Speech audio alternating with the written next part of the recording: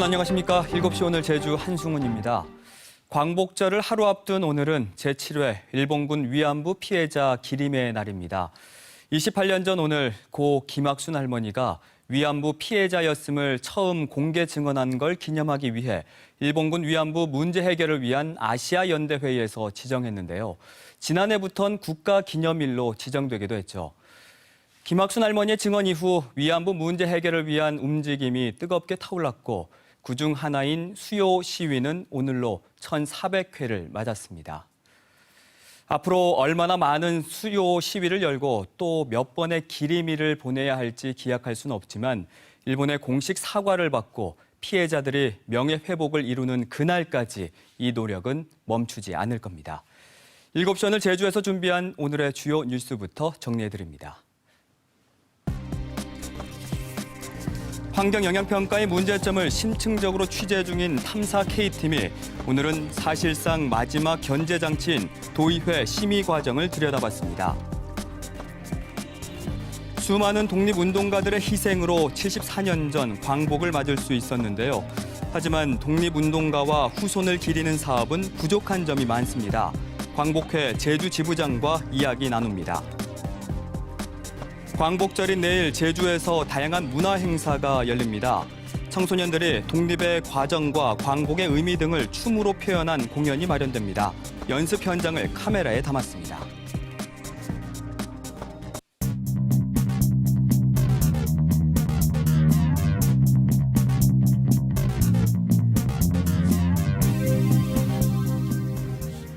오늘 하루 뉴스를 정리해드리는 뉴스 브리핑 손보련입니다. 고유정이 그제 첫 재판에서 우발적 범행을 주장하면서 살인죄 적용 여부가 쟁점으로 떠올랐습니다. 오늘 시사용어 사전에서는 살인죄에 대해서 알아보겠습니다. 사람을 죽인다 이 개념이 법으로 따지게 되면 조금 복잡해집니다. 법으로 살인죄를 적용하려면 적극적인 고의 혹은 자신의 행위로 인해서 상대방이 죽을 수도 있지만 그렇게 되더라도 상관없다는 정도 등의 미필적 고의라고 하는데요. 이런 고의성이 인정돼야 합니다. 살인죄를 인정하면 사형, 무기징역 또는 5년 이상의 징역형을 선고할 수 있습니다. 그런데 사람이 죽었다고 해도 고의가 없다면 살인죄를 적용할 수 없습니다. 대신 상해치사죄나 과실치사죄를 적용할 수밖에 없는데요. 상해치사죄인 경우 3년 이상의 유기징역, 과실치사죄의 경우 2년 이하의 금고나 7천만 원 이하의 벌금에 그칩니다. 정당방위로 인정될 경우에는 무죄를 받을 수도 있습니다. 이런 법적인 문제 때문에 고유정이 첫 재판에서 우발적 범행을 주장하고 나섰습니다. 피해자 유족 측은 비상식적인 주장이라며 반발했고 현 남편까지 고유정 측의 변론 내용이 거짓이라고 주장했습니다. 보도에 안서연 기자입니다.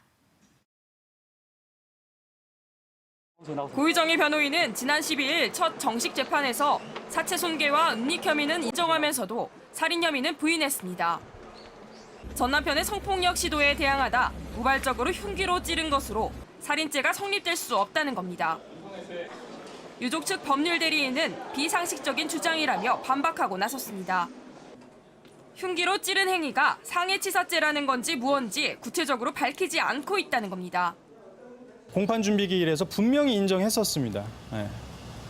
근데 그거를 이렇게 손바닥 뒤집듯이 뒤집으면서 범행을 부인하고 고유정 측의 주장에 대해서는 현 남편도 황당해합니다.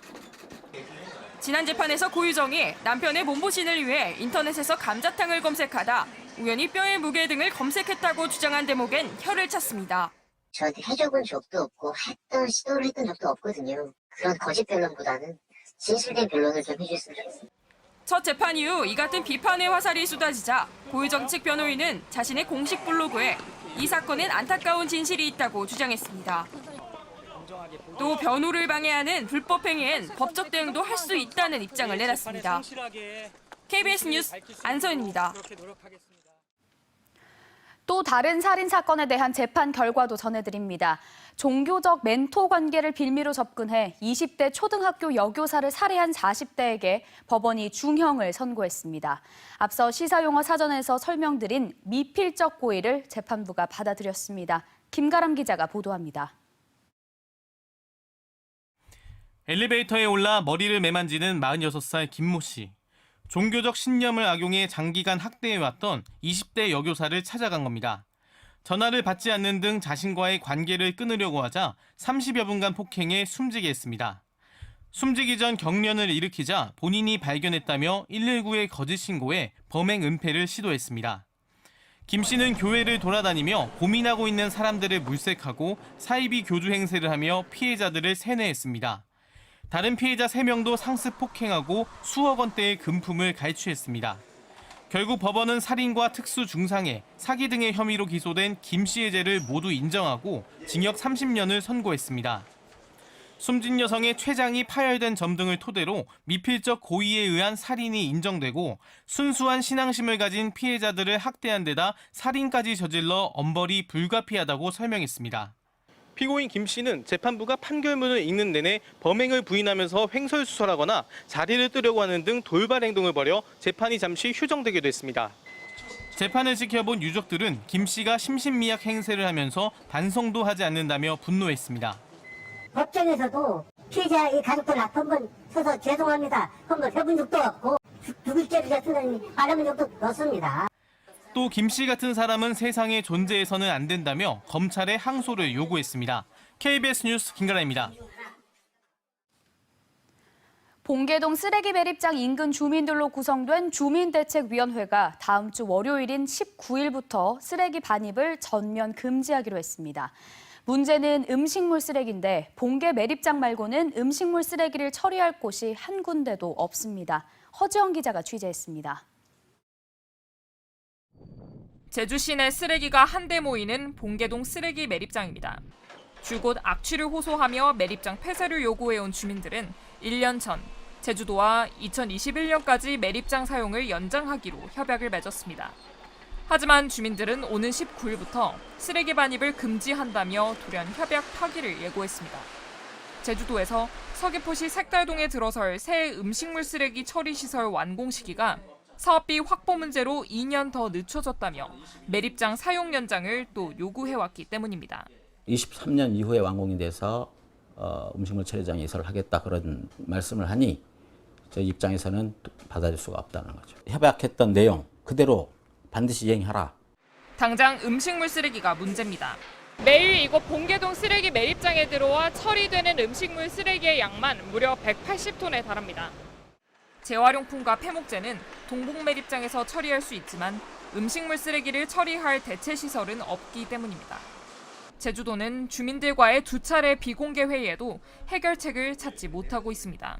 주민들과 그 협약이 맺은 2020년 10월까지는 물리적으로 좀 어려운 부분이 있어서 이 부분은 우선 지역 주민들한테 좀 양해를 구하고 있습니다.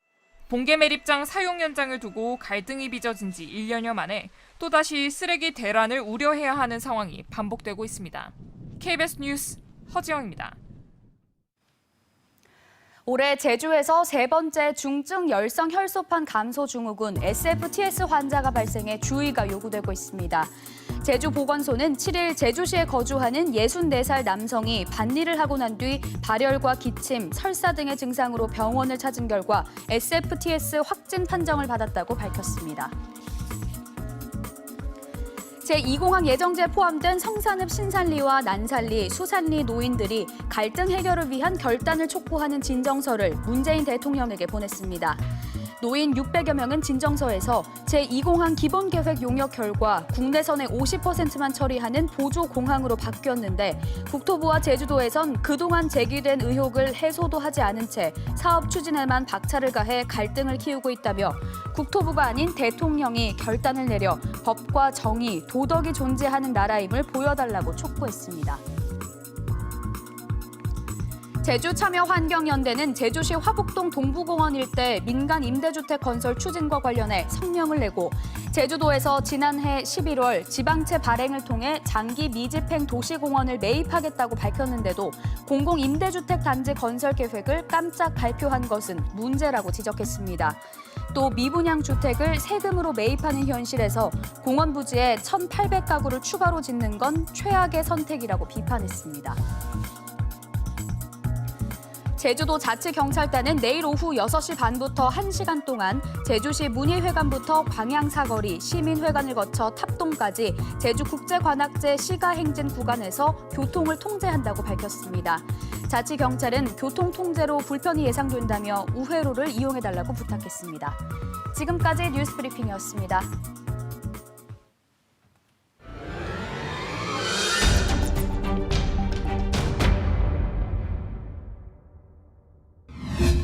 환경영향평가 통과를 위해 고의로 빠뜨리기도 한다는 겁니다. 비일비재하죠. 사업 다 취소되고.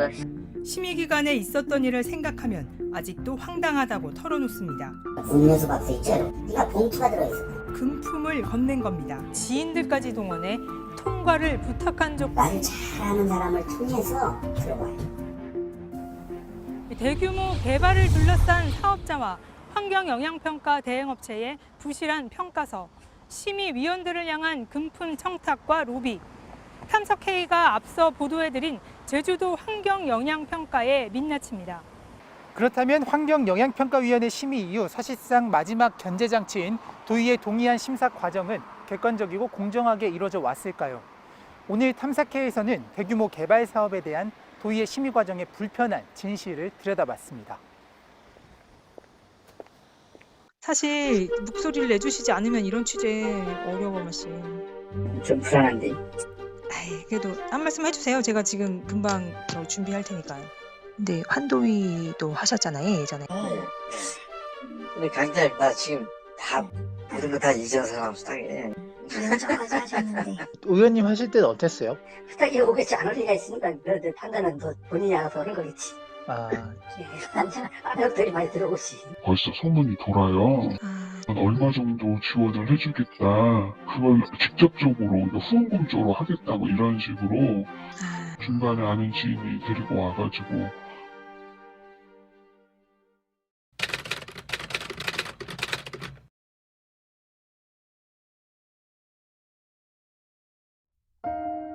좀 나쁘게 말하면 돈도 있고, 가볍게 말하면 선물 공세도 하는 거고, 일반적인 그예요. 심의를 앞두고. 그러니까 심의를 앞두고 하죠. 선물이라 하면 혹시 어떤 종류, 어느 정도 선으로? 어느 정도 선이냐면 한 100만 내외?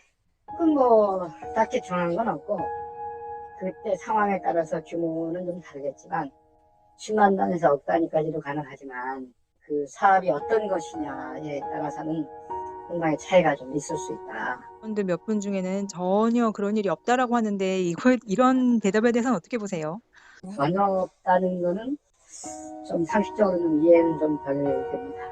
제주도 같은 경우는 경조문화가 상당히 발달돼가지고 합법적으로 이제 경조사 부정 문화들을 하는데 생각보다 많이 했다거나 우리가 일상적으로 하는 금액 있지 않습니까? 그런 거 더 이상 했다라는 거는 뭔가 이유가 있지 않겠습니까?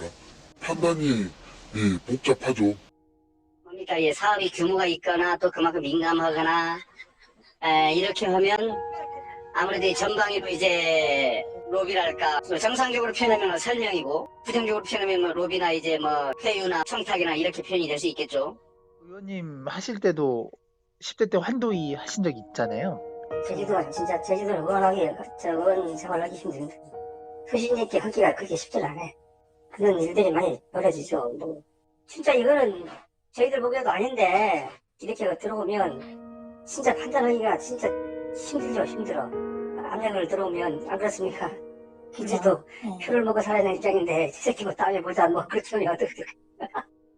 상대도 도와줬다고 같이 가끔 한 번씩 만나고 또 이런 사람들이 전화 와서 좀 찾아오겠다. 사무실에. 그러면 그럼 와라. 와서 얘기하다 보면은 몇 사람이 또 같이 와서 자기가 그쪽 사하고 무슨 관계가 있다. 지인이. 희한하게 아는 사람들을 잘 데리고 오더라고.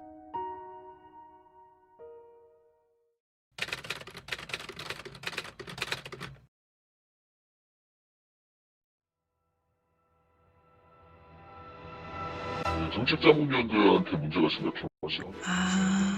의원들은 내용을 하나도 모르더라고.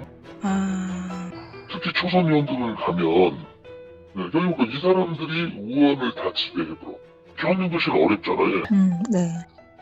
그럼 한 3선 되기 전에까지는 초선 때문에 4년 동안은 거의 정책자문위원이 보도자료 다 정리행 이걸 이렇게 읽었으라고 하지 않으면 다른 도민들이 저 사람 바본가 생각할 정도로 아무 말도 할 수 없어서 거의 정책자문이 시키는 대로 할 수밖에 없게 돼 있어, 구조가.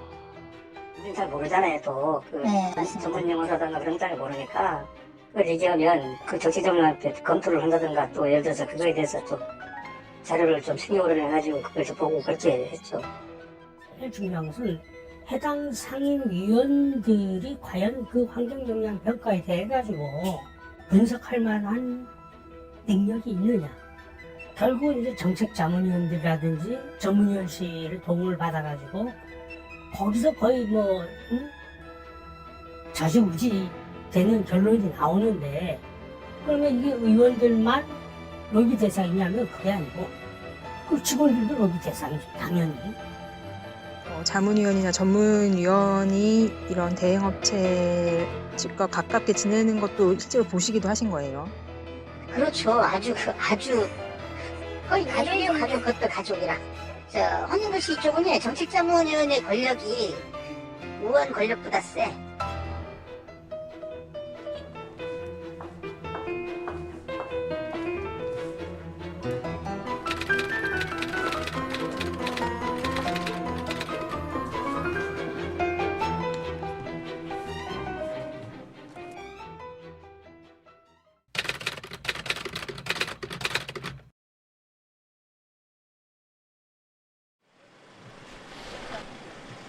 해당 상임위 아니면 사실은 무방비 상태라고 봐야 정상이라고 생각이 되는 거죠. 본회의에서는 형식적인 절차, 공부할 틈도 없고 관심도 없고 그래서 결국 7, 8명 해당 상임위원을 뺀 나머지 의원님들은 사실은 단순히 거시기 노릇만 해주는 그런 문제점이 또 있죠. 환경영향 평가서를 분석하고 잘못된 부분을 짚어줘가지고 그거에 대해서 부결을 시킨다가 이런 절차가 돼야 되는데 오히려 도의에 오면 통과시키면서 면죄부를 줘버리는 사업들이 재반복. 그렇기 때문에 환경영향평가 제도에 대해서는 좀 제도적으로 개선돼야 되지 않겠나 저 개인 입장. 환경영향평가를 제대로 할 수 있는 방법들을 좀 의회가 좀 강구할 필요가 있겠고 필요하다면 조례라도 개정해서 강화를 좀 시켜야 되겠다. 그리고요. 나름대로 열심히 하느라고 하고 있는데 심려를 끼치 않도록 노력하겠다는 말씀밖에 더 드릴 말씀이 없어요. 그 조례 개정은 혹시 적극적인 의향이 있으세요? 해야죠. 회의로 공개하도록 하는 거랑 네, 그렇죠. 심의위원을 꾸릴 때 인선위를 거치도를 하는 방안이라든지 반드시 이번에 할게요. 상황이 이렇지만 제주도는 전국에서 유일하게 대규모 개발 사업에 대한 환경 영향평가 도의회 동의 절차를 더 평가 절차가 더 까다롭고 공정하다고 말합니다. 여러분은 이런 주장에 동의하십니까? 이 같은 심의 관련 청탁과 로비가 일부 도의원들만의 일이라고 할 수 있을까요? 지난 2002년부터 20년 가까이 제주에서 환경훼손 논란이 일었던 수많은 대규모 개발 사업이 도의회를 거쳐갔는데요. 2013년 단 한 차례를 제외하고 모두 도의회를 통과했습니다. 탐사K입니다.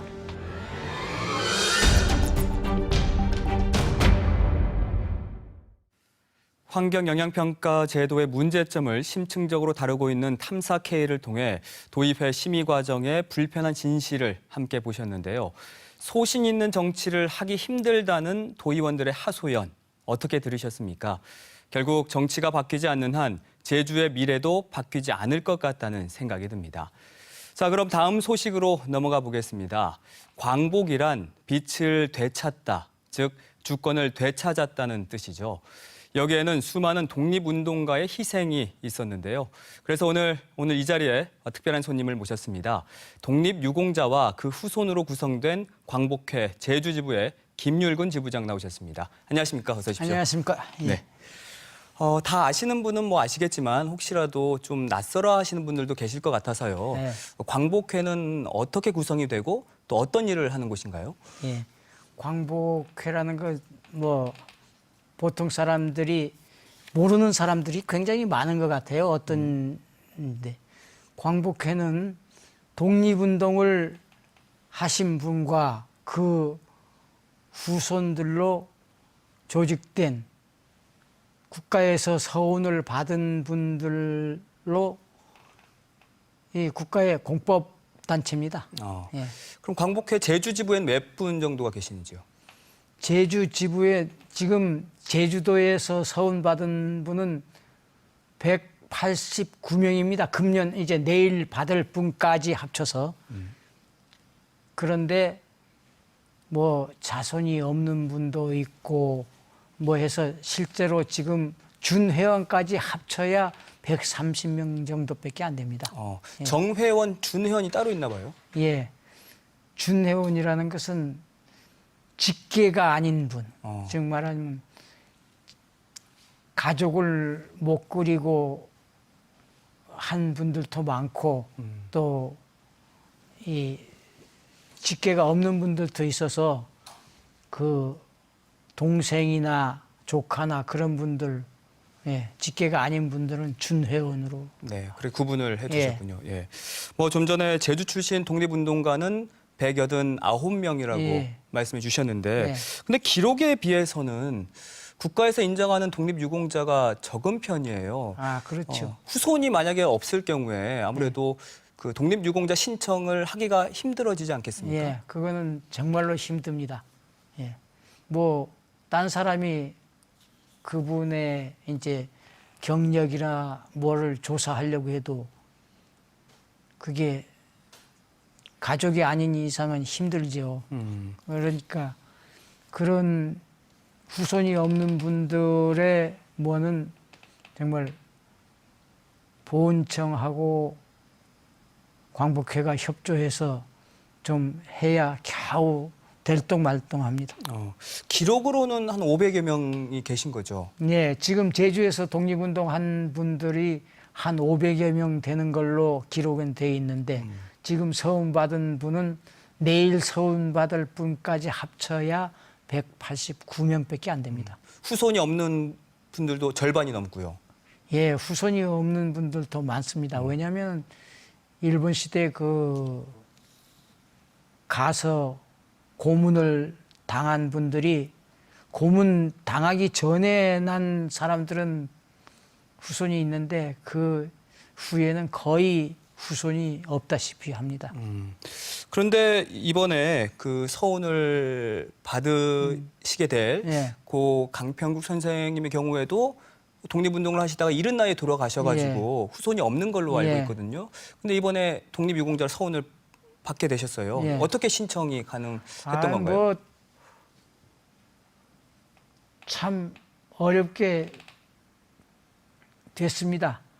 저 여성독립운동연구소라는 게 저 서울에 있습니다.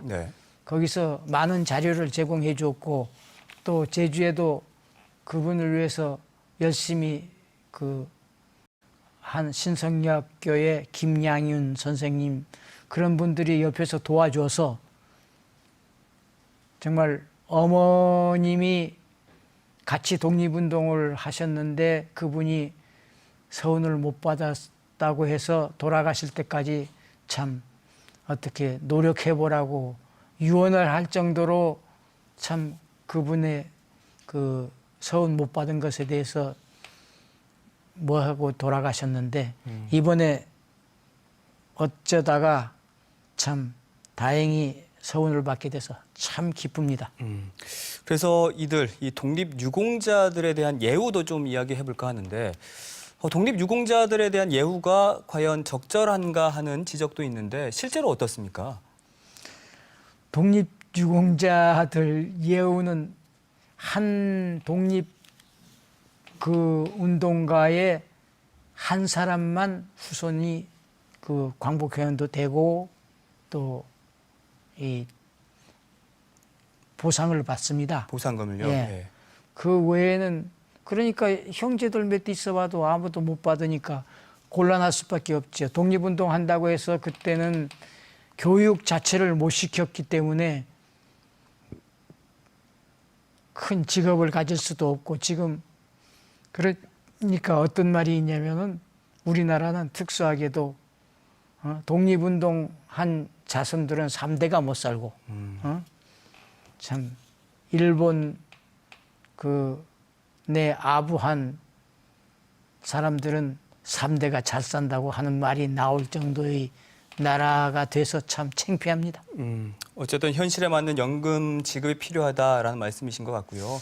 또 최근에 그 일본의 경제 도발에 맞서서 제주에서도 예. 일본 제품 불매 운동이 지금 뜨겁게 일어나고 있지 않습니까? 예. 이를 두고 제2의 독립운동이다라는 예. 표현도 하고 있는데 예. 지부장님께서는 어떻게 생각하십니까? 정말로 독립운동의 정신을 차려서 이런 일본의 이건 좀 어찌 보면 만행인데 네. 그런 것에 굴하지 말고 좀 괴로워도 아마 경제 전쟁을 하게 되면 엄청 괴로울 겁니다. 더 지금보다 경제가 어려울 건데 그걸 좀 독립운동을 한다. 나도 그런 생각에서 좀 참아줬으면 그게 저희 바람입니다. 네, 이 어려움을 좀 참고 예. 포기하지 않는 인내심이 예. 필요하다라는 예. 말씀이신 예. 거죠. 광복절 전날인 오늘은 일본군 위안부 피해자 기림의 예. 날입니다. 이와 더불어서 요즘 또 위안부 문제가 전국적으로도 많은 관심을 끌고 있는데 어떻게 생각하시나요? 참 많은 관심을 가져야죠. 그 얼마나 불쌍한 분들입니까? 예? 그게 강제적으로 끌려가서 그런 일을 당했으니까 참 어려운 분들인데 지금 제가 알기로는 20분밖에 생존해 있지 않다고 네. 저는 알고 있습니다. 정말 그분들 앞으로 생활이라도 편안했으면 좋겠는데 저 개인적인 생각으로는 제가 뭐 어휘 능력이 모자라서 그런지 몰라도 위안부라는 말 자체를 좀 다른 말로 바꿨으면 좋겠다 이런 생각이 듭니다. 저는 어휘 능력이 모자라서 적당한 어휘를 발견하지 못해서 권하지 못합니다만 지금 그 위안부 예. 피해자 이렇게 용어를 쓰고 있는데 예. 뭐 이것보다는 더 나은 표현이 필요하다. 예. 네, 이런 말씀이신 것 같아요. 지부장님께서는 제주를 대표하는 또 항일 운동가의 후손이시지 않습니까? 고수선 여사의 아드님이신데 예. 생전에 어머님은 어떤 분이셨나요? 어머님은 광복 전까지는 독립운동에 전념하셨고 광복 후에는 여성 인권 향상을 위해서 많이 노력하셨고 네. 또 장래의 국가의 기둥이 될 젊은이들이 잘 키워야 된다고 해서 어린애 보육에 힘쓰셨기 때문에 저는 지금도 어린이집을 하고 있습니다. 예, 그리고 또 6.25 후에 그 불쌍한 사람들이 많이 생겼기 때문에 무료 조산원, 양론이 아니고 모자원, 고아원, 지금 하면 보육원이죠. 그때 고아들이 많이 생겼으니까 그런 것을 하면서 사회사업 하면서 일생을 보냈습니다. 어머님의 친구분인 고 강평국 선생님께서 이번에 독립유공자가 되셨습니다. 네.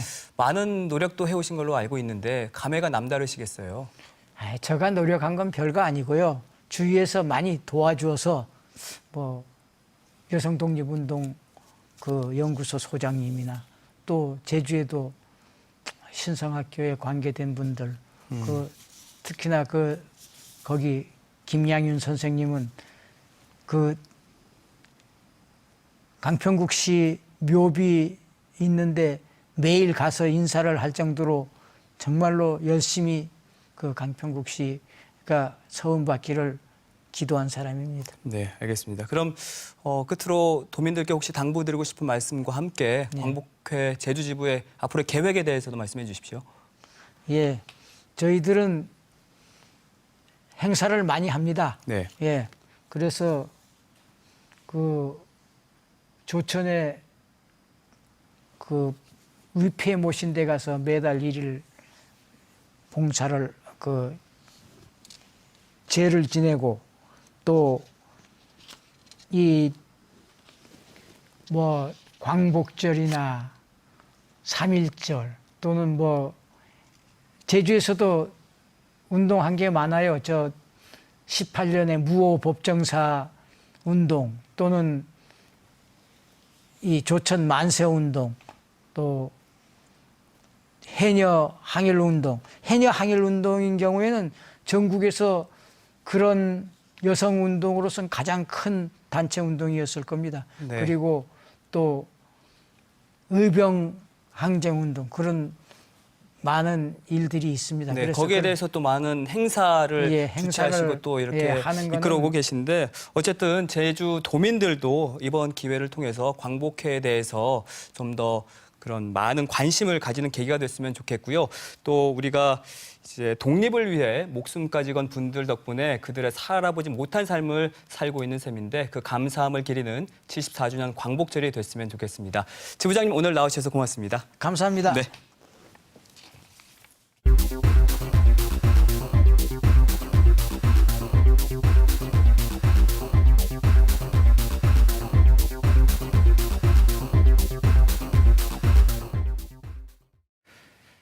내일은 제74주년 광복절입니다. 올해는 3.1운동 100주년이자 또 임시정부 수립 100주년이 되는 해로 그 의미가 더욱 뜻깊은데요. 특히 한일 관계가 악화된 가운데 제주 청소년들이 특별한 광복절 행사를 준비 중이어서 눈길을 끌고 있습니다. 바로 내일 열리게 될 춤 8.15를 추다라는 축제인데요. 청소년들이 함께 모여 몸짓과 언어로 8.15를 표현하기 위해 구슬땀을 흘리는 현장을 지금 만나보시죠. 광복절을 며칠 앞둔 지난 일요일입니다. 단순한 국경일로만 생각했던 8.15 광복절을 더욱 뜻깊게 보내기 위해서 연습실에 모인 청소년들이 있는데요. 무더운 날씨에도 불구하고 이들은 2달 전부터 함께 모여 호흡을 맞춰가고 있습니다. 광복절을 알리는 그런 무대를 보여줄 건데 이왕이면 더 완벽한 무대를 보여줘야 하는 게 맞다고 생각을 해서 열심히 해야 한다고 생각을 해요. 춤 8.15를 추다라는 이번 행사는 올해로 4번째를 맞이하는데요. 청소년들이 직접 기획하고 참여하는 특별한 축제입니다. 매년 광복절날 탐나광장에서 청소년을 중심으로 도민이 함께 참여해 광복의 역사적 의미를 댄스 퍼포먼스와 공연으로 풀어내고 있는데요.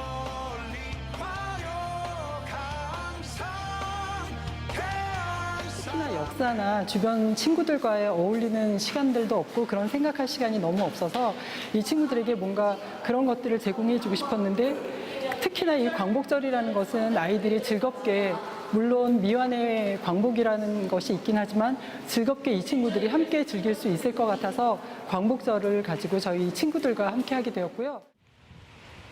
다른 한편에서는 춤 외에 또 다른 방법으로 광복절 행사를 준비 중입니다. 동지들, 저기 젊은 수사를 조심하도록 하게. 저기 저 다리 위에서 만세 운동이 일어나고 있다네. 그나저나 일본 순사에게 끌려간 동지들이 걱정일세. 그 동지들을 구할 방법은 없는 건가? 이제 8.15다 보니까 예전에 이제 쓰던 말투를 좀 갖고 와서 이제 사람들 반응도 좀 보고 그런 식으로 좀 반응을 유도하기 위해서 이렇게 말투를 바꿨습니다. 이들은 춤 8.15를 추다라는 행사에서 8.15 관련 테마 부스를 운영하기 위해 2달 전부터 연습을 이어왔는데요. 해마다 새롭게 발전하고 있는 부스는 재미와 역사적인 체험 위주로 진행됩니다.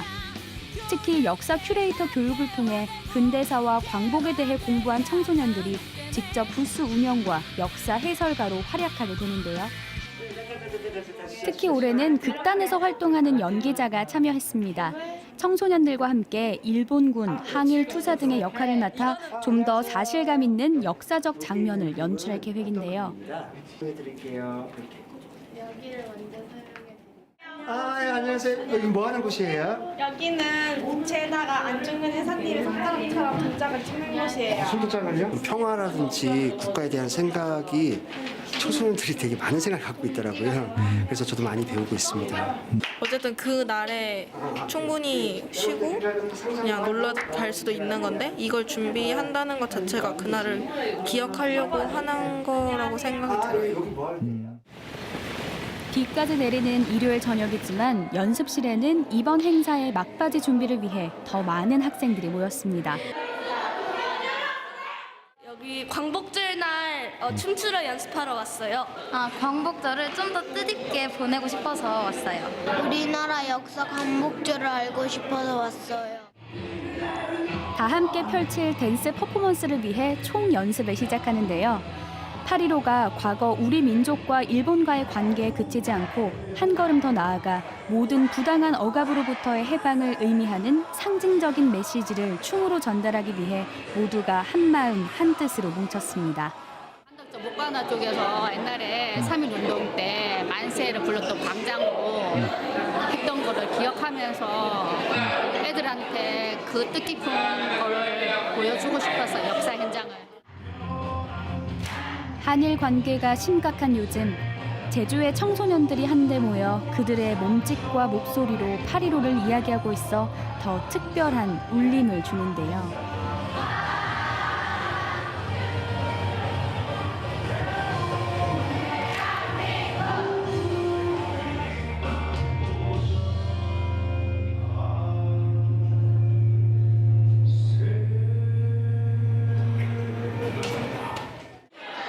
이 행사를 하면서 그 8.15라는 것을 좀 더 깊게 알 수 있으니까 네, 공부도 되고 좋은 것 같아요. 우리나라가 얼마나 소중한지 한번 알려주고 싶습니다. 저는. 기억에 남는 여름방학이 될 것 같아요. 광복절을 더 의미 있고 뜻깊게 보내기 위해 다 함께 모여 노력하고 준비하는 제주의 청소년과 시민들. 이들이 있어 가슴 벅찬 광복의 소중한 의미가 더 많은 사람들의 마음에 울려 퍼질 것입니다.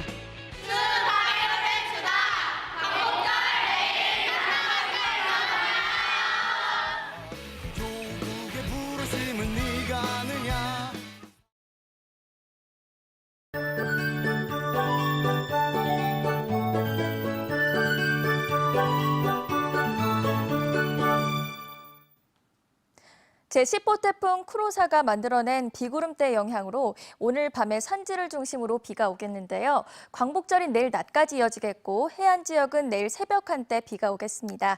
내일까지 예상 강수량은 5에서 40mm입니다.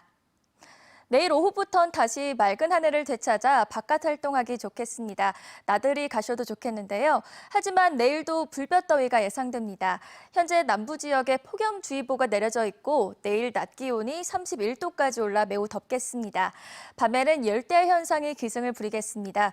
계속되는 무더위에 건강관리를 잘해주시기 바랍니다. 내일 지역별 날씨 살펴보겠습니다. 내일 아침도 26도 안팎으로 출발해 오늘과 비슷하겠고요. 낮 기온은 31도까지 오르며 무더위가 기승을 부리겠습니다. 내일 제주도 앞바다의 물결은 최고 3m로 높게 일겠습니다. 조금 전 오후 6시를 기해 제주 먼바다에 풍랑주의보가 내려졌는데요. 내일까지 제주 먼바다에 바람도 강하게 불고 물결도 4m로 매우 높게 일겠습니다. 해상 활동하실 때 유의하시기 바랍니다. 주간 날씨입니다. 광복절인 내일 새벽 한때 비가 오겠고 산지엔 낮까지 비가 오겠습니다. 이후 대체로 맑은 날씨를 보이다 다음 주 초반엔 기압골의 영향으로 비 소식이 있습니다. 날씨였습니다. 매해 맞는 광복절이지만 올해는 더 특별한데요. 전국에서 제2의 항일운동이라는 일본 제품 불매 운동이 확산되고 있고 세계 곳곳에서 평화의 소녀상 인증사진 찍기 캠페인이 자발적으로 진행되고 있죠. 또 오늘 열린 1,400번째 수요 시위는 세계 10개 나라에서 동시에 진행됐습니다. 혼자 가면 목적지에 빨리 가겠지만 여럿이 가면 목적지를 넘어 더 멀리 나아간다고 하죠. 진정한 의미의 대한민국 독립운동에 많은 이들과 함께 걸어가 보시죠. 7시 오늘 제주는 평일 휴일을 제외하고 매주 월요일에서 목요일까지 저녁 7시에 찾아뵙고 있습니다. 저희는 내일 하루는 쉬고요. 다음 주 월요일에 다시 찾아뵙겠습니다. 함께해 주신 여러분 고맙습니다.